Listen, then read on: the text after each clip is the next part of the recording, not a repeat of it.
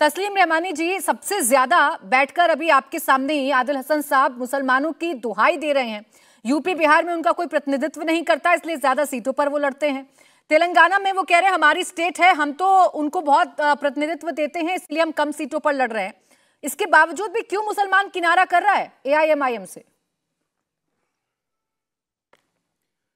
देखिए प्राची जी, मुसलमानों की पहचान शेरवानी, बिरयानी, ईरानी नहीं है और ये इश्यूज़ भी नहीं हैं मुसलमानों के, दोनों नहीं हैं।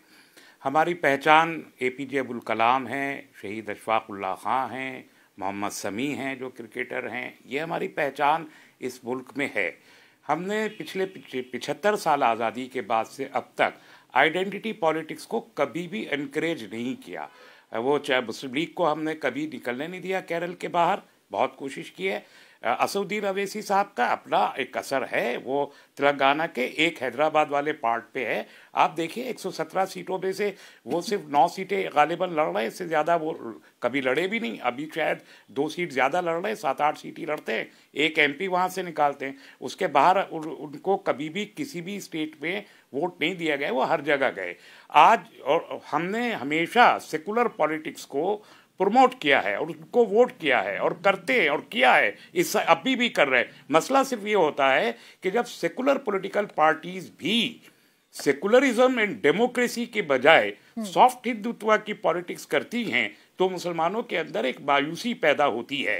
तब वो चाहते हैं कि उनको एक अपना कोई अल्टरनेटिव मिल जाए। उस गैप को फिलअप करते हैं कहीं ना कहीं असदुद्दीन अवैसी साहब। तो उनको फिर हैदराबाद के बाहर उनकी जो पॉलिटिक्स है वो यहाँ भी दिखाई दे रही है, इस डिबेट में भी दिखाई दे रही है कि एक टोन एमआईएम के नुमाइंदे आदिल हसन साहब यहाँ हैं, उनकी है, वही तकरीबन पोलराइजिंग टोन बीजेपी के नुमाइंदे की है। तो ये दोनों का जो ये नूरा कुश्ती है कि कम्युनल पॉलिटिक्स की, एक तरफ आप देखिए कि 5 स्टेट के इलेक्शन में बीजेपी के पास एक स्टेट मध्य प्रदेश थी जो मैंडेट चुरा के बनाई थी, अब वो भी हाथ से जा रहा है। तो बीजेपी के लिए 5-0 का इलेक्शन है और लास्ट मूवमेंट पे जो कैंपेन चल रहा है वो टोटल पोलराइजिंग कैंपेन है। नाम बदलने से किसी शहर का, किसी रियासत का, किसी इदारे का उसका किरदार नहीं बदल जाता है। ये बार बार सबने देखा है। लेकिन आप सिर्फ मुसलमानों को टारगेट करके, हालांकि तेलंगाना में आपका कोई स्टैंडिंग नहीं है, आप नहीं जीत रहे वहां पर। एक बार फिर शायद केसीआर,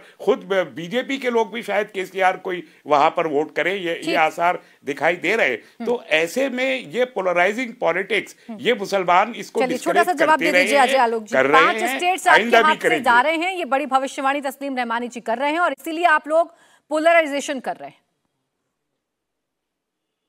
न 3 में है न 13 में है। काउंसिलर का इलेक्शन आज तक जीते नहीं निजामुद्दीन से या भोगल से, और ये हमें कह रहे हैं कि 5 सीट हम हारने जा रहे हैं।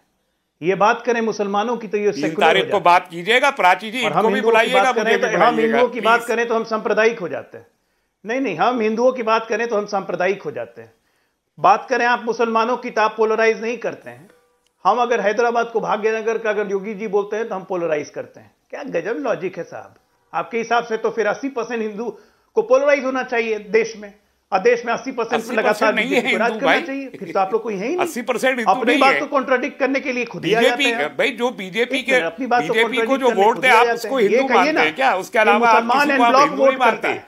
क्या केसीआर हिंदू नहीं है? क्योंकि मुसलमान पोलराइज है। आप लोग केसीआर हिंदू नहीं है, बताइए। क्या राहुल गांधी हिंदू नहीं है? क्या अखिलेश यादव मुसलमानों को वैसी की तरफ पोलराइज करना है कि मुसलमानों को कांग्रेस से बाहर निकाल दिया है?